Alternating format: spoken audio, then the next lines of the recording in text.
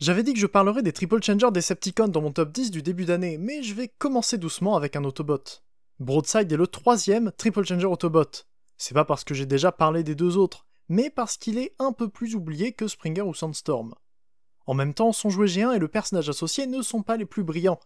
Broadside G1 est une brique, un Triple Changer simpliste, qui se transforme en pavé avant de se retourner et d'ouvrir des pièces pour être un pavé un peu différent. C'est le premier problème de Broadside, c'est le seul des 6 Triple Changers à ne pas avoir de mode terrestre en plus de son mode aérien. Et les bateaux, c'est difficile à faire. Mais c'est pire quand on voit que c'est un porte-avions, un bateau qui a besoin d'être extrêmement plat et carré. C'est déjà pas mal de contraintes. Puis on arrive vers le deuxième problème. Faire se transformer un porte-avions en un avion, c'est compliqué, mais en plus l'échelle ne fonctionne pas. C'est pareil pour tous les Triple Changers, sauf Springer, dont les deux modes sont quasiment identiques et absolument pas réalistes. L'échelle entre les deux véhicules est mauvaise, mais ça se voit jamais parce qu'on voit pas souvent de navette spatiale à côté d'un train à vapeur. Alors que le mode naval de Broadside est censé transporter des dizaines de fois son propre mode aérien.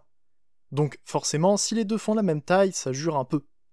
C'est pour ça que le jouet est déjà bizarre, malgré un charme qu'il fait passer pour l'exemple type du mauvais G1. Et c'est pire pour le personnage, il a le vertige et le mal de mer. Il est immense, certes, c'est l'un des plus grands Autobots humanoïdes du cartoon G1 avec Skyfire, et Omega Supreme qui est plus grand, mais il est incapable d'utiliser correctement ses modes alternatifs à cause de ça. Il fait aussi partie des Wreckers dans les univers où ils existent, parce qu'il est grand et peut taper très fort. Et Mechanic Studio nous a donné une excellente version de cet Autobot pathétique. Mechanic Studio, c'est une compagnie avec un parcours un peu compliqué. Ils ont commencé en tant que MechFans Toys, qui s'est rapidement diversifié après avoir produit des contrefaçons de figurines officielles comme leurs Sharkticons, ou de produits tiers comme leur Megatron ou leur Ultraul Magenus. Et j'ai pas d'erreur dans le script. Avec E2 et Sonarl, MFT nous a donné parmi les meilleurs contournements des droits autour des noms de Transformers. Une fois la mode des KO passée, ils ont commencé à proposer des figurines entièrement nouvelles, toujours en leur ajoutant des KO des armures pour Diaclone Reboot. C'est lors de ce changement qu'ils ont aussi changé de nom. La compagnie est devenue Mechanic Studio, avec plus ou moins les mêmes membres et la même idée en tête. Proposer des figurines non officielles dans une échelle réduite, mais qui restent plus grandes que les deux géants de ce marché, Magic Square et New Age. On remarquera d'ailleurs que Mechanic Studio et Magic Square ont les mêmes initiales, un choix très mauvais pour aider les nouveaux collectionneurs. Bref, Mechanic Studio a fait entre autres les 6 Triple Changers. Les Decepticons sont globalement très bons. Côté Autobot, ils ont commencé avec un Springer que je trouve pas beau du tout, et un autre changement majeur a donné un très beau Sandstorm, suivi ensuite par Broadside que je vais présenter.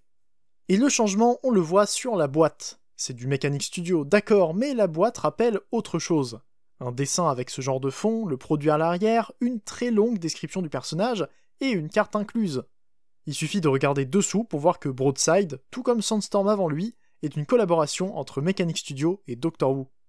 Il garde la même échelle qu'avant, même si on verra qu'il est quand même trop petit pour une collection Legends standard.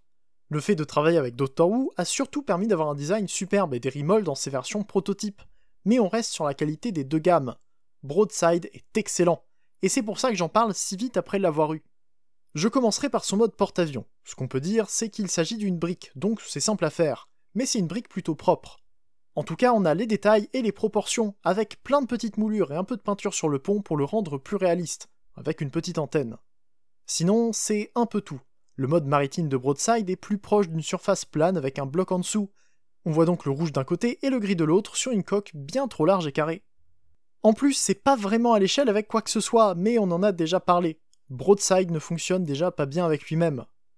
Je le compare avec Springer de la collection Wreck and Rule, pour montrer sa taille à côté d'une figurine officielle, mais c'est pas son but.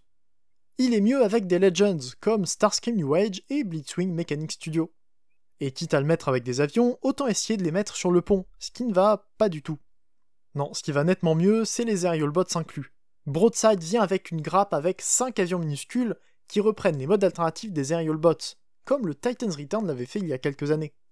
Ils sont très petits, et ils sont faits pour garnir le porte-avions, ce qui rend plutôt bien, malgré l'absence de table pour les tenir en place. Donc attention à ne pas les perdre. Et je pourrais faire croire qu'ils se combinent, mais c'est juste Superion Tiny Titans. Son keyboard d'avion correspond presque parfaitement à la taille des Aerial Bots de ce set, ce que je trouve très amusant. Les autres accessoires sont un fusil, une hache et 2 missiles. On peut tout mettre sur le véhicule, mais c'est mieux de se limiter aux missiles sur les côtés, pour les habiller un peu. Il me reste à parler des défauts de ce mode, parce qu'il n'est pas parfait non plus. Le plus gros défaut, c'est la stabilité, à cause du cockpit en dessous. Broadside ne cache pas le cockpit du mode avion, et ça lui donne une surface qui sera facilement abîmée, notamment la peinture bleue qui m'inquiète. Et ça le rend pas toujours très stable. On peut aussi voir les ailerons comme des défauts, même si c'est moins gênant. Je pensais que l'arrière devait rester ouvert, mais pas du tout. On peut ouvrir le canon du bras droit pour cacher la tête, qui reste quand même visible en dessous. Et sinon, on voit bien le robot sous cet angle. On le verra quand même moins en mode avion, et justement, on peut y passer. Il y a pas mal d'étapes, mais ça se fait très bien. La transformation est intéressante et bien pensée. Je sépare déjà les bras en faisant attention à la tour de contrôle. Je trouve que l'intégration d'une partie du bras à cet endroit est très bien pensée, sans être trop complexe non plus. L'avant-bras gauche s'était complètement ouvert pour faire l'une des seules pièces importantes d'un porte-avions. Les ailes s'ouvrent facilement à partir du pont, mais avant, on doit former les réacteurs. Les pièces sont un peu serrées au début, et pas faciles à bouger à cause de leur forme.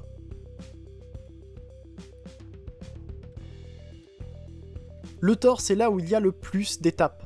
On doit sortir le nez en plusieurs étapes en rentrant la tête dans les pièces rouges. Et avant de mettre les bras à l'intérieur, il faut ouvrir de petits panneaux qui leur ouvrent assez de place pour loger.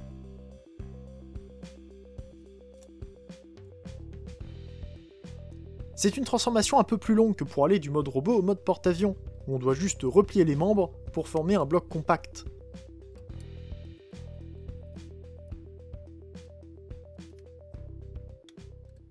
Mais ça veut pas dire que le mode avion n'est pas compact, c'est lui aussi une brique, mais avec un nez un peu profilé et des ailes très plates et très droites. On n'a donc pas un avion reconnaissable, mais quelque chose qui prend les grandes lignes d'un jet. J'aime bien ce design, mais c'est surtout parce que je m'y suis habitué.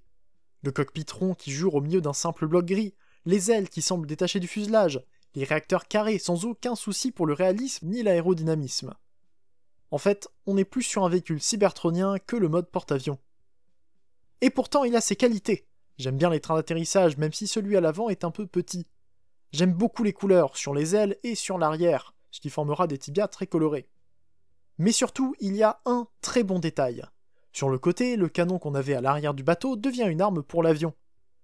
De l'autre côté, on a un détail très similaire, quasiment identique, mais qui est en fait la tour de contrôle du porte-avions. Les détails ne servent pas du tout à la même chose, et pourtant ils se ressemblent et deviennent symétriques dans les deux modes.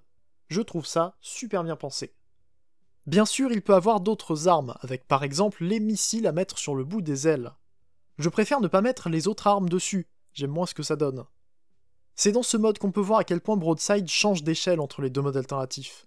Il est bien trop grand pour les Aerial Bots, et encore heureux. Mais surtout, il est plus grand que Starscream et Blitzwing, ce qui laisse voir un peu ce qu'il donnera en mode robot. En tout cas, c'est très amusant de le mettre contre Blitzwing. On pourra voir une différence de qualité entre les deux très bientôt. Ou plutôt, on peut y passer dès maintenant. J'ai plus rien à dire sur l'avion, donc je passe au robot. Les premières étapes consistent à refaire le torse comme on l'avait tout à l'heure, pour le mode bateau. C'est intéressant de voir comment le nez doit se rentrer dans le torse pour que tout passe comme il faut.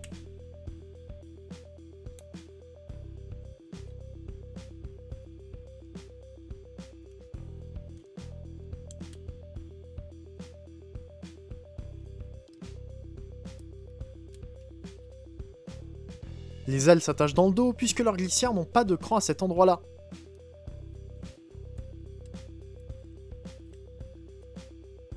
Et j'aime beaucoup l'ouverture des jambes avec les panneaux arrière qui se retournent alors que les tibias glissent vers le bas.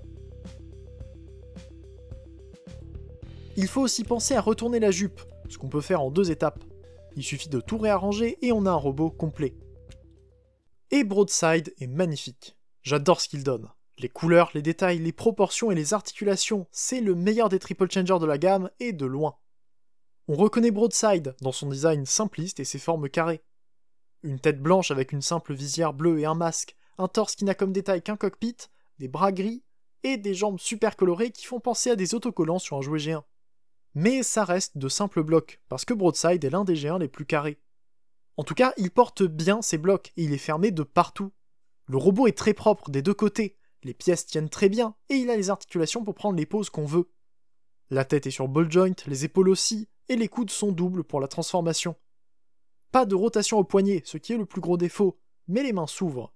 Et là, on a une articulation inattendue mais très utile.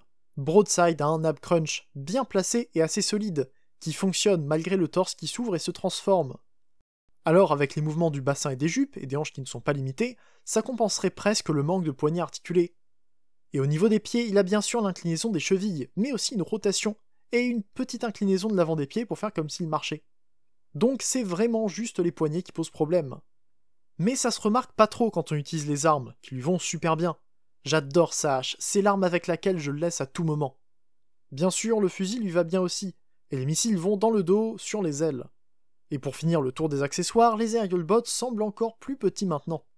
Parlant de taille, on peut voir que Broadside est plutôt grand pour le reste d'une collection Tierce Legends. Il est nettement plus grand que Starscream et Blitzwing, et ça fait plaisir à voir. Et surtout, ce qui fait plaisir, c'est de voir à quel point il est mieux articulé que Blitzwing. Les jambes sont bien plus permissives, il est plus stable, c'est juste un plaisir à mettre en pose et à transformer. Et c'est ça qui me plaît le plus sur ce Broadside. Il est simple là où il faut, avec quelques étapes spéciales un peu plus uniques, mais sans problème de manipulation. Il est solide, il est bien fait, la qualité est là sur toutes les pièces. C'est peut-être le fait de travailler avec Doctor Who qui fait que Mechanic Studio s'est nettement amélioré depuis leur Triple Changer Decepticon. En tout cas, je le recommande absolument.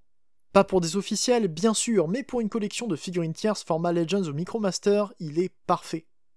Enfin, même sans collection comme ça, c'est juste une figurine amusante qui se prend très bien en main. Il suffit d'aimer ces deux modes alternatifs. En tout cas, depuis que je l'ai, c'est une figurine qui n'a pas quitté mon bureau. Il est là et je le transforme presque tous les jours depuis bientôt 3 semaines. Il n'a peut-être pas les articulations les plus incroyables, ni le design le plus exceptionnel, mais il réussit tout très simplement, sans aucun problème de manipulation. Si je vous ai donné envie de l'avoir, je l'ai pris sur Shozy Store, où il est encore disponible pour 38€. C'est un peu cher, mais c'est de la qualité, et les frais de port sont nuls ou négatifs si on prend la bonne livraison. Selon vos préférences, les deux repaints sont également disponibles au même prix. Si jamais vous voulez le prendre, vous pouvez utiliser mon code LDROptimus pour me soutenir. Merci à vous. Ce sera tout pour moi au sujet de Broadside Mechanic Studio et Doctor Who. Merci à vous d'avoir suivi, j'attends vos retours en commentaire. Comme d'habitude, abonnez-vous pour ne pas louper mes prochaines reviews. On se retrouve bientôt pour une prochaine vidéo, c'était Eider, fin fort jour et salut.